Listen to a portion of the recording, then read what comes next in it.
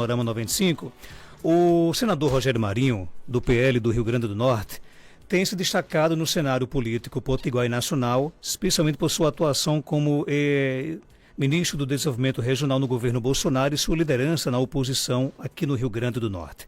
Agora, ele que se coloca como pré-candidato ao governo do Estado em 2026 e busca fortalecer o seu grupo político por meio de iniciativas como o projeto Rota 22, que promove debates regionais e aproxima o PL da população.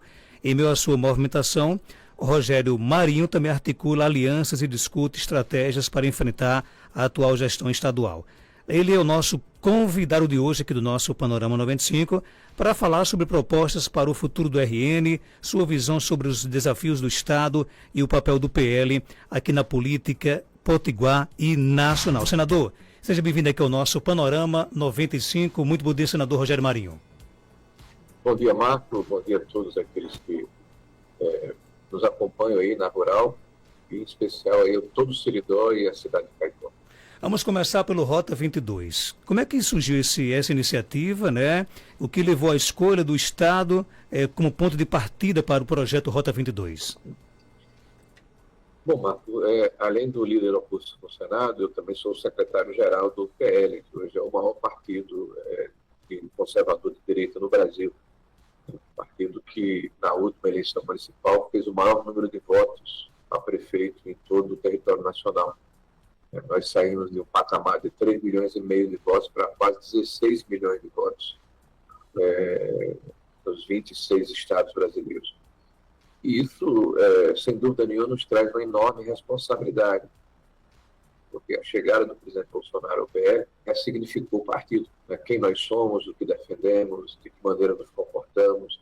Não é por acaso que somos o partido que tem o maior número de deputados federais na Câmara, o maior número de senadores no Senado da República, né? E, como disse, obtivemos o maior número de votos para prefeitos em todo o território. Então é necessário trabalharmos o partido no sentido de mostrarmos essa identidade programática e ideológica que o partido tem. O partido defende, por exemplo, o direito de propriedade. O partido defende que não haja descriminalização das drogas. O partido não aceita a glamorização do crime. Nós somos favoráveis a uma política de endurecimento na questão da segurança pública. Nós somos favoráveis a um Estado empreendedor. Nós somos favoráveis a uma ação que permita que o cidadão brasileiro tenha menos impostos. Então, são conceitos necessários para nos identificar como partido político e que precisam ser ampliados por todo o território nacional em anos que, inclusive, que não há eleição, são anos ímpares. Então, o partido estabeleceu como uma estratégia de médio prazo, pelo menos nos próximos 6 anos, todos os anos que antecedem os pleitos ou municipais ou nacionais, iniciarmos um projeto que nós denominamos de Rota 22, vai ser iniciado pelo Rio Grande do Norte. Porque nós conversamos com o presidente Bolsonaro e o presidente Valdemar para fazermos o primeiro evento aqui no estado do Rio Grande do Norte, onde o PL vai buscar essa identificação natural com a sociedade, com os eleitores. A ideia é fazermos aqui no estado 35 oficinas e 9 seminários, inclusive em Caicó. Nós estaremos em Caicó no dia 7 de junho, fazendo um grande seminário aí, né, que vai congressar toda a região do Seridó, mas nós vamos iniciar no dia 11 pela cidade de Pau dos Ferros, lá no Alto Oeste, inclusive com a participação do presidente Bolsonaro. Nós faremos nesse dia uma movimentação que se iniciará em Natal, às 7 da manhã, passando por Acari, aí no Seridó, onde visitaremos a cidade da moda, lá ao lado do prefeito Fernando. Em seguida, iremos a Jucurutu, na área da barragem de Oiticica, estaremos lá às 13h. Faremos uma visita ao local, o presidente vai, inclusive, verificar de que forma a obra foi complementada. Eu acho que a obra é uma obra importantíssima para todo o estado do Rio Grande do Norte, em especial para a região do Seridó. Nós aportamos aí mais de 300 milhões de reais, colocamos como prioridade do mandato do presidente Bolsonaro. De lá nós vamos nos deslocar até Pau dos Ferros, onde faremos esse evento, que é um seminário da região do Alto Oeste.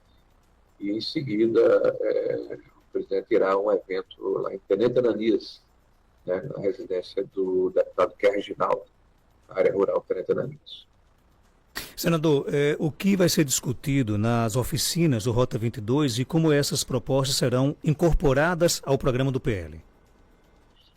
Olha, Marco, fazer a crítica em relação à situação em que o Estado se encontra é muito fácil. Todos nós temos um diagnóstico, né?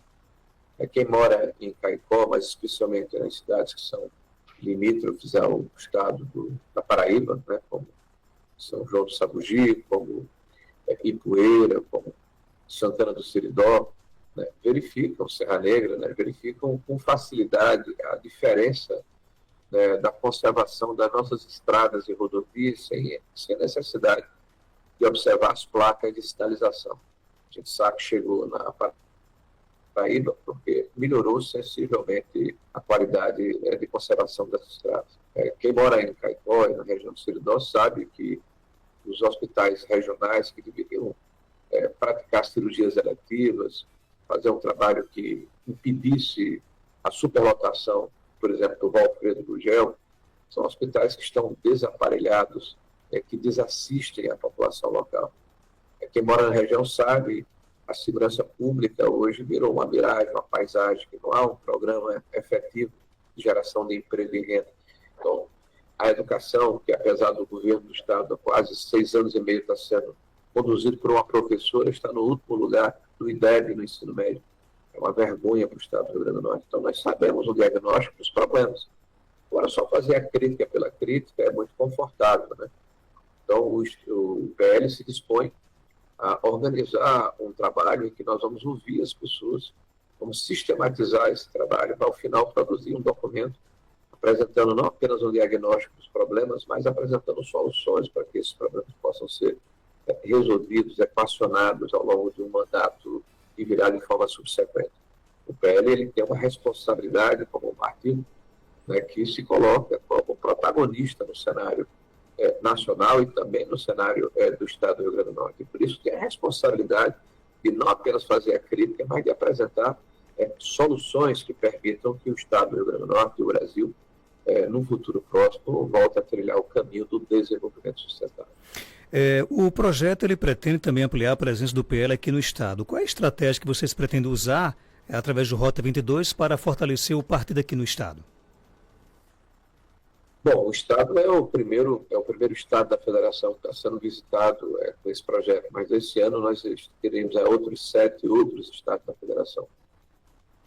3 deles no Nordeste e um em cada região do país. Então, são 8 estados que serão contemplados com Rota 22 em 2025. A ideia, Marco, é muito simples, chegar onde o povo está, né? Conversar com as pessoas, através das nossas oficinas, identificar os problemas, identificar as lideranças que têm potencial e que têm conexão com o que nós defendemos, com os valores que eu elenquei anteriormente, né, em defesa de valores que são característicos do nosso partido liberal. Montarmos um grupo que eventualmente vai concorrer nas chapas proporcionais do próximo ano para deputado estadual e para deputado federal. Nós estamos preparando um BI, vou tentar traduzir aqui, uma espécie de mapa que vai estar dentro de um aplicativo de internet para todos aqueles que estiverem dentro do nosso meio, ou seja, da nossa linha de transmissão, onde as pessoas vão poder identificar todas as ações, todas as obras que foram edificadas no Estado do Rio Grande do Norte ao longo dos 4 anos em que o presidente Bolsonaro esteve à frente da administração do país, e verificar a maneira como o Estado foi colocado como prioritário. Nós estamos falando aí de quase 14 bilhões de reais, 13 a 14 bilhões de reais de transferências não voluntárias que chegaram aqui no Estado do Rio Grande do Norte, e vão estar descricionalizadas, vão estar à mostra, município por município. Inclusive, nós estamos georreferenciando as ações que foram implementadas para que a população tenha conhecimento do impacto que ocorreu no Estado do Rio Grande do Norte na época em que o presidente Bolsonaro, como presidente da República, priorizou o Nordeste brasileiro, em especial o nosso Estado. Então, todo cidadão vai ter acesso a essas ferramentas para poder, inclusive, comparar, né, para ter os instrumentos para fazer uma discussão política, para fazer o seu grau de convencimento e passar para terceiros. Essa rede vai ficar no ar, né, permanentemente, né, porque é uma rede que está sendo construída com a anuência daqueles que estão entrando na rede. Não é uma rede aberta, no sentido de que vamos impactar todo mundo ao mesmo tempo, até porque nós temos leis, né, que impedem disparos em massas, enfim. Então, nós utilizando todos os instrumentos que a tecnologia nos proporciona, aqueles que são militantes, que são simpatizantes, que são adeptos do Partido Liberal, vão ter essas ferramentas, vão ter esses instrumentos, vão ter essas informações à mão, para que possam fazer o debate político e fazer o convencimento, né, da sociedade norte-riograndense de que o PL é um partido que, de fato, representa os seus valores, né, que está conectado com a parcela expressiva da sociedade local. E é exemplo do que ocorre no Brasil e no próprio Rio Grande do Norte, onde já temos 6 deputados estaduais, nós temos 3 deputados federais, nós temos um senador da República, nós elegemos 19 prefeitos agora, e verão outros agora que vão se filiar ao nosso PL. Então, nós já somos hoje, sem dúvida nenhuma, um dos 3 maiores partidos do Rio Grande do Norte, já somos o maior partido da direita conservadora brasileira, e isso certamente com a construção de relação muito próxima ao que pensa e o que acredita o cidadão norte-riograndense, nordestino e brasileiro. Senador, você já anunciou aí a vinda do ex-presidente Jair Bolsonaro para participar do Rota 22, né, incluindo inclusive visitas a locais que receberam investimentos do seu governo, né, da sua gestão, com Barragem Oiticica, né, a Cidade da Moda lá em Acari. Você acredita que esse legado será um diferencial para a oposição nas próximas eleições? Marcos, eu não tenho nenhuma dúvida, né, que as pessoas precisam compreender o impacto que isso proporcionou às suas vidas, né? Eu digo que o norte-riograndense, de maneira geral, talvez, e o nordestino, é a população mais conservadora do país, no sentido de acreditar em valores que são importantes para as famílias norte-riograndenses. Então, desde a questão da fé, né, que nós temos cristã, né, que nos aproxima e nos deixa absolutamente irmanados, né, com essa filosofia moral, né, de reciprocidade, essa questão, como eu falei, da defesa do direito da propriedade, né, do combate às drogas, né, da questão de acreditarmos que a vida é um direito sagrado e inalienável do cidadão, então nós somos contra o aborto, o combate ao crime organizado, né, não aceitamos a cobrança de impostos de forma generalizada, a retirada da burocracia do Estado. Então, são valores que nos aproximam do cidadão, mas precisa compreender que nós é que representamos isso. O Nordeste, desde 2002, historicamente, tem votado maciçamente no Partido dos Trabalhadores, no PT. Né? Tem tido vitórias a nível nacional muito fortes nos estados nordestinos, não foi diferente no Rio Grande do Norte. Mas você literalmente está votando em alguém que, no exercício do mandato, trabalha contra os valores dessas pessoas.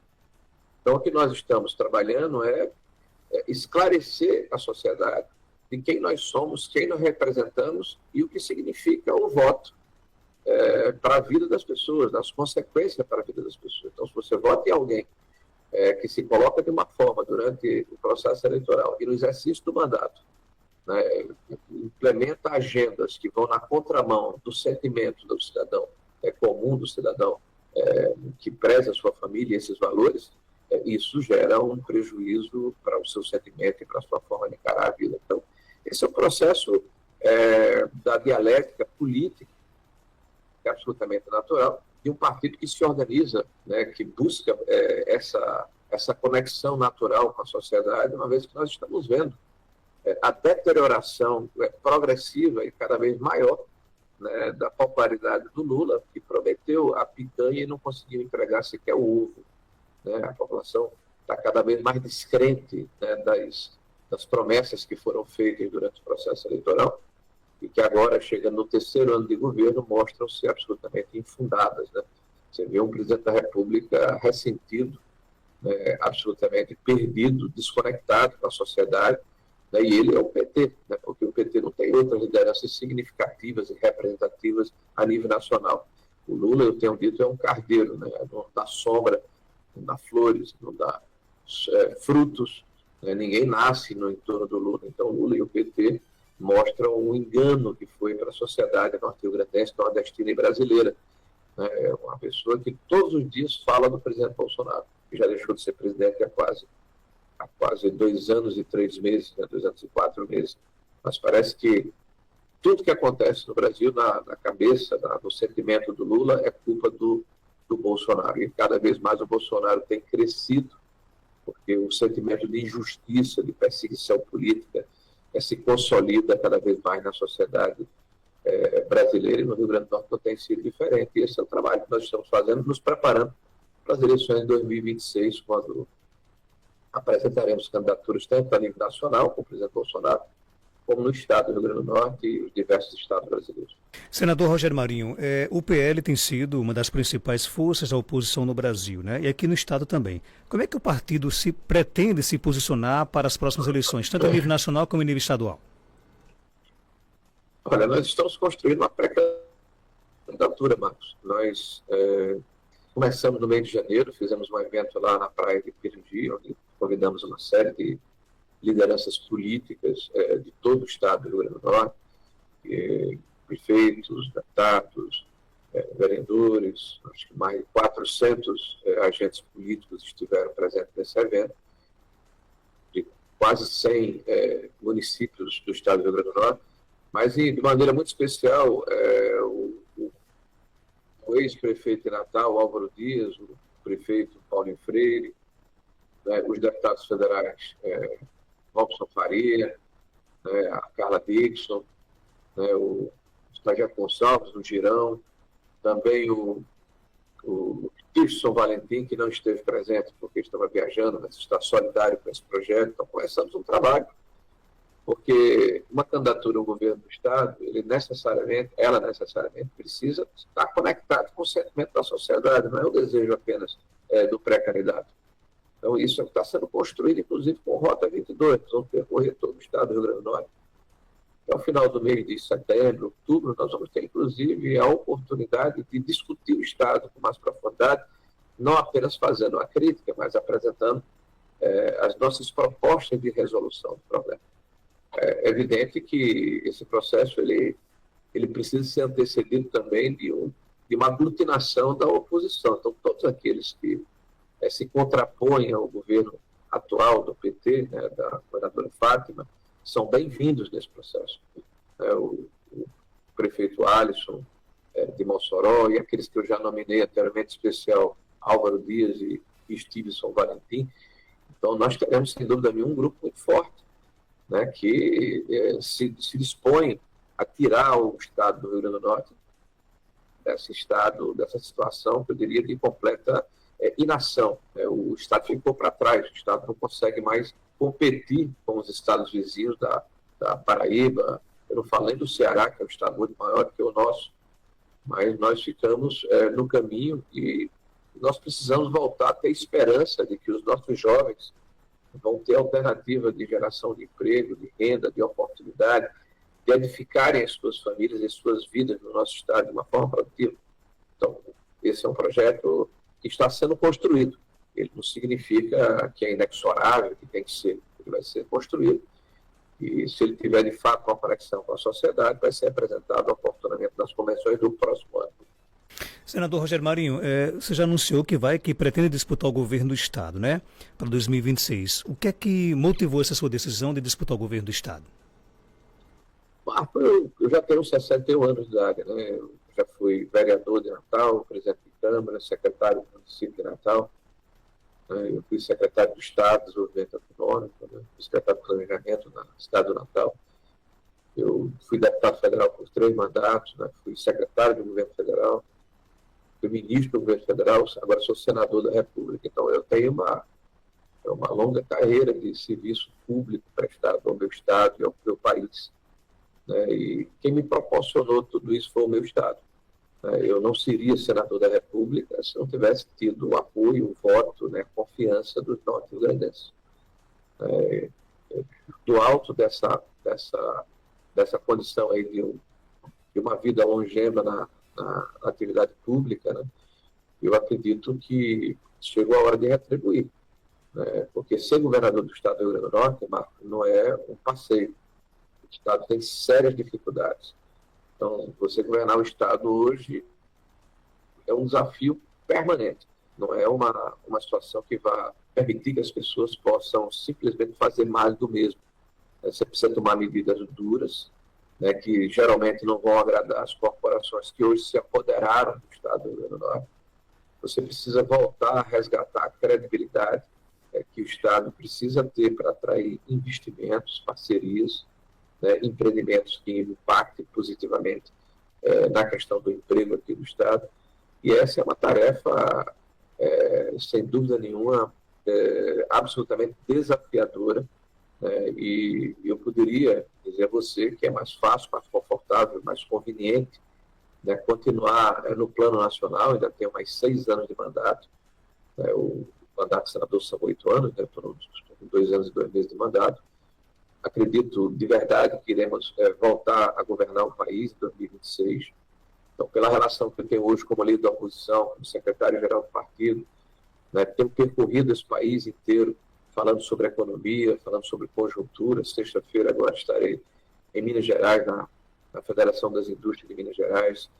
Né? Na semana retrasada estive no Paraná, na próxima semana irei a São Paulo. Né? Então, tenho percorrido esse Brasil, conversado com aqueles que são investidores, que têm interesse de chantar empreendimentos de médio e longo prazo que permitem o desenvolvimento sustentável do Brasil, e ficar no Senado da República. Seria mais cômodo, mas eu acredito que eu preciso dar a minha contribuição ao Estado do Rio Grande do Norte.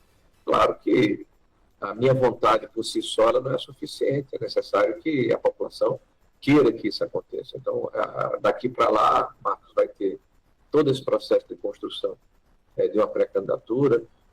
Caso eu seja candidato de fato, haverá uma campanha eleitoral onde os nossos projetos e as nossas propostas vão ser cotejadas, vão ser comparadas com os nossos adversários.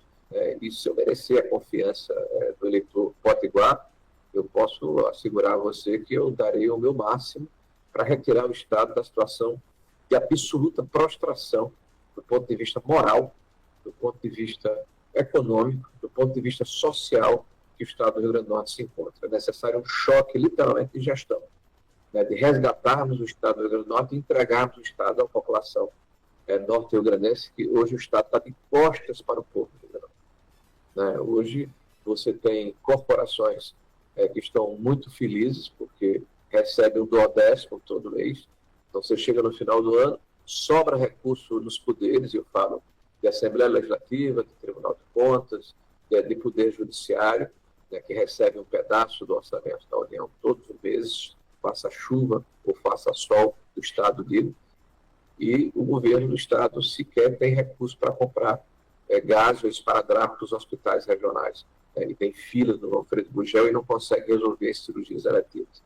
Né? Nós temos um Estado em que a falta de condição de investimento discricionário não permite a recuperação, né, das escolas, não permite a recuperação das estradas, não permite convênios com os municípios para obras de infraestruturas. Nós temos um Estado em que se empreender, se edificar, se abrir um negócio, virou um verdadeiro calvário.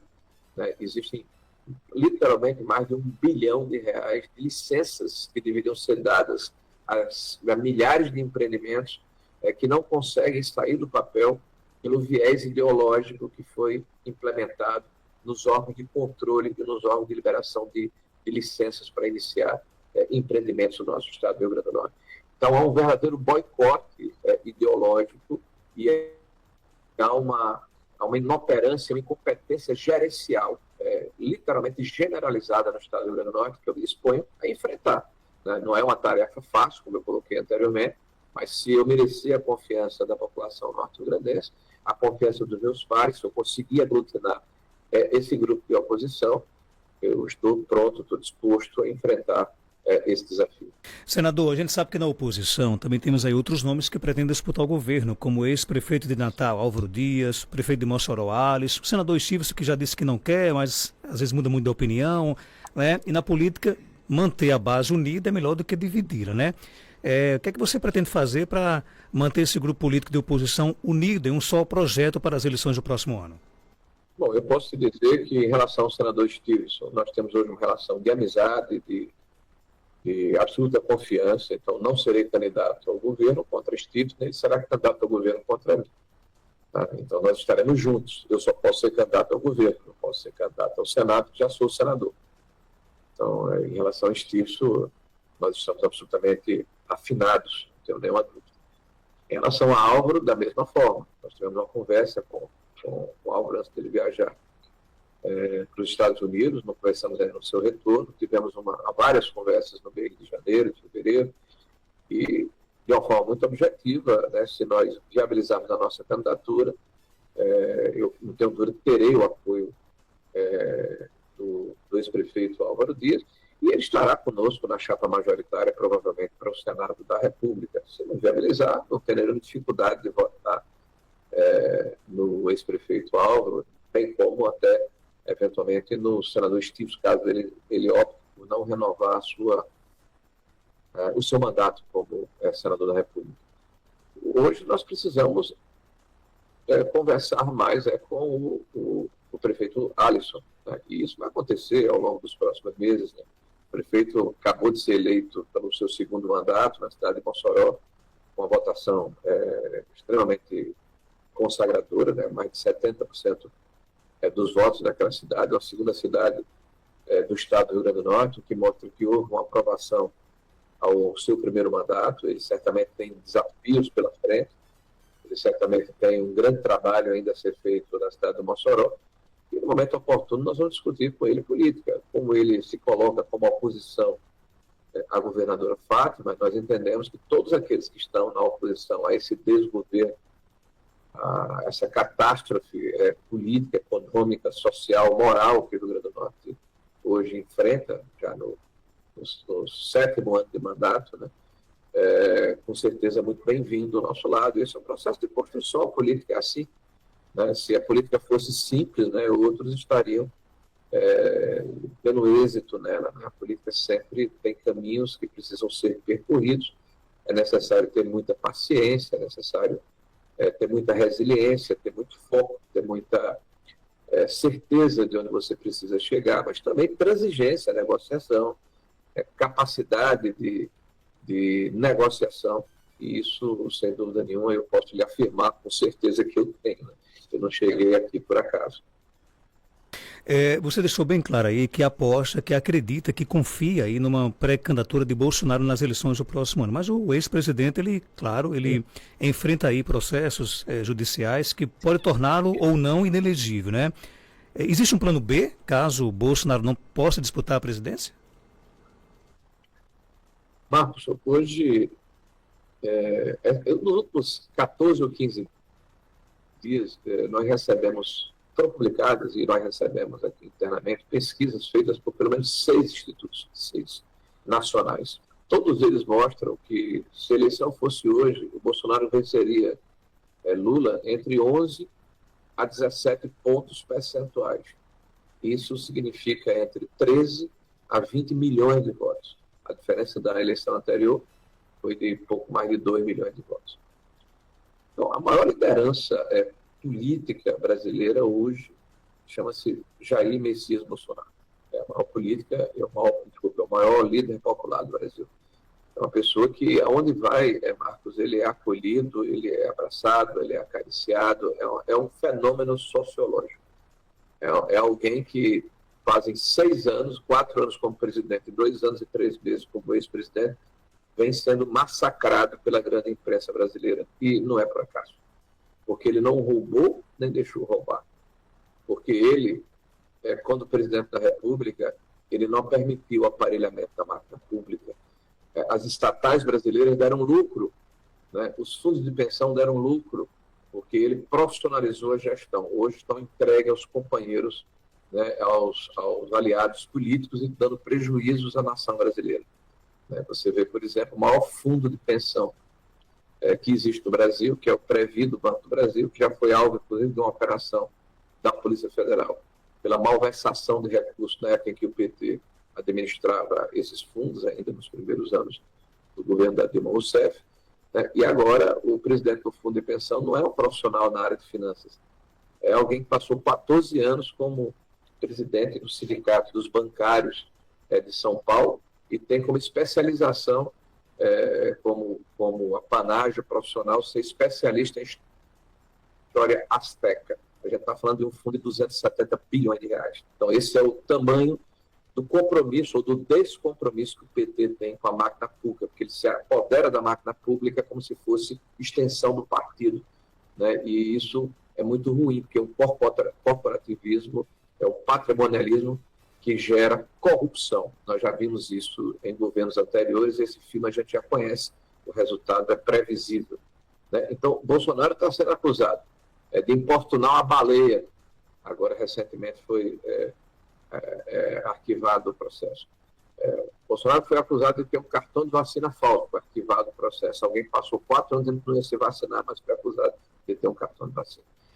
Bolsonaro foi acusado de ter se reunido como presidente da República com embaixadores para falar sobre o sistema eleitoral. Então, no Brasil hoje, é crime de opinião você ter uma opinião a respeito do sistema eleitoral brasileiro, que é único no mundo, né? Então, se você tem uma opinião diferente, é crime no Brasil, né? Ele não se reuniu com líderes de facções de Comando Vermelho, de PCC, não foi ao Morro, o Complexo do Alemão com o boné do CPX. Ele se reuniu com embaixadores brasileiros internacionais, como presidente do Brasil. O Bolsonaro está sendo acusado de ter feito um comício e ter subido no carro de som de Silas Malafaia, no dia 7 de setembro, um comício que foi o maior que já teve em Brasília, com 400 mil pessoas. Essas são as acusações contra Bolsonaro. E agora, de um golpe de Estado que é um crime impossível. Mulheres, crianças, senhoras de idade, portando bandeiras, lenços, portando bíblias na mão, num domingo, o exército de Brancaleone é o popular crime impossível. Então, a população não comprou essa narrativa. Tanto não comprou que o presidente Bolsonaro, mesmo sendo atacado pela mídia diariamente, pela Globo, pelas PT, pelos grandes veículos de comunicação, pelos grandes jornais do Brasil, todos os dias permanece no coração do povo brasileiro como alguém que o representou de verdade, que falou a respeito dos sentimentos da sociedade, que não teve papas na língua, que profissionalizou a gestão pública, que não permitiu o aparelhamento da máquina pública, que não transigiu com os poderosos de ocasião. Então, alguém que enfrentou o sistema. Então, esse cidadão, ele tem todas as condições de ser candidato a presidente da República. Ele tem hoje ações que estão no Supremo Tribunal Federal, ou seja, não transitou em julgado a sua condenação de inegibilidade. Nós acreditamos ainda que o Parlamento brasileiro vai fazer a sua parte e vai decretar a anistia daqueles que estão envolvidos no quebra-quebra, na depredação de 8 de janeiro, no que tange a questão política, não a quebra-quebra, porque nós somos contra a depredação de prédios públicos, nós somos a direita brasileira, nós não aceitamos esse tipo de método que é característico da esquerda, não da direita. Então, quem depredou, que seja penalizado de forma individualizada, se tem alguma imagem de TV, se tem algum material de DNA, que essa pessoa, individualizada a sua fuga, seja condenada pelo crime de depredação, de invasão de prédio público, mas não a 17 anos de prisão, doutor Marco Dano. Nós tivemos agora o caso da Débora, emblemático, que mostra a desproporção das ações que estão sendo implementadas contra a direita brasileira. Alguém que é uma dona de casa, sem nenhum antecedente criminal, com 2 filhos menores, essa pessoa pintou de batom uma estátua e recebeu 14 anos de prisão. E você vê criminosos imperdidos, como traficantes de droga, homicidas, latrocidas, pessoas que cometeram crimes bárbaros e são condenados a 12 anos de prisão, aos próprios 14 anos de prisão. E o pior, sai com progressão da pena, tem a prisão relaxada. Débora passou 2 anos presa sem condenação. E ela e mais de 1 milhar de pessoas, da mesma maneira, foi uma prisão em escala industrial. O juiz que hoje preside esse inquérito, que é o ministro Alexandre de Moraes, é vítima do processo, de acordo com ele que afirma que é vítima do processo. Qual é a imparcialidade, qual é a isenção que nós podemos aguardar de alguém que se comporta dessa forma? Qual é o juiz que, sendo um ser humano, vai ter isenção para julgar alguém que ele acha que é o seu antagonista, o seu opositor, o seu inimigo declarado, o seu desafeto declarado. Então, está sendo julgado numa Câmara que o ministro da Justiça do governo Lula, que tem uma ação penal contra o presidente Bolsonaro, faz parte, e é presidido pelo ex-advogado particular do Lula. Então, isso não cabe na cabeça de ninguém, que a imparcialidade, que a justiça está sendo feita nesse processo. Por isso que o parlamento brasileiro, que representa a sociedade, que os deputados e senadores são eleitos pela população, eles devem satisfação à sociedade, uma vez que a cada 4 anos precisam se submeter a um recall, né, vão se debruçar, não tenho dúvida, sobre a questão da anistia. E com a anistia, esse processo certamente será sobrestado, né, e nós vamos voltar à normalidade democrática, que é o que nós queremos, para discutir os assuntos que são importantes para o Brasil. O preço do arroz, o preço do ovo, o preço do café, o preço da carne, a necessidade de termos empregos que remunerem de forma adequada a população, para que nós possamos sustentar as nossas famílias, fazer projetos de futuro, a questão da infraestrutura do Brasil, a necessidade de termos portos em vários lugares do país, inclusive aqui no Rio Grande do Norte, de termos um Estado empreendedor, de diminuirmos a carga de impostos no Brasil. Então, assuntos que nos interessam. Então, é evidente que Bolsonaro é o nosso candidato até o momento em que houver uma negativa por parte do judiciário de forma definitiva. Quando isso acontecer, se acontecer, que eu espero que não ocorra, né, nós vamos aguardar a orientação do presidente Bolsonaro, que é o maior líder da direita do Brasil. Então, existem várias candidaturas do nosso lado, Marcos, pessoas que são possíveis de serem candidatos, mas todos eles entendem, né, que se não, a candidatura não acontecer, né, do presidente Bolsonaro, terão necessariamente que ter o apoio do presidente Bolsonaro, que é a maior liderança do Brasil no campo conservador do direito. Senador Rogério Marinho, obrigado por sua participação e algo mais a acrescentar, pode ficar à vontade. Não, primeiro pedir desculpas a você, Marcos, porque da última vez que estive em Caicó, eu gostaria de ter ido pessoalmente ao seu programa, mas a forma como a visita que fiz com o prefeito Judas, é uma obra que nós colocamos aí no município, terminou atrasando. Então, desculpa a você e os seus ouvintes, né? Todos aqueles que fazem a rádio rural, porque eu imagino o transtorno que se causa quando um convidado se dispõe aí e não comparece no horário habitual. Primeiro, esse ponto. Depois, convidar a população de todo o Seridó, né, para estar presente em Acari no dia 11, às 11 da manhã, na cidade da Moda, para abraçar o presidente Bolsonaro, e aqueles que estão mais próximos, na cidade de Jucurutu, a barragem do Oiticica, 1h da tarde.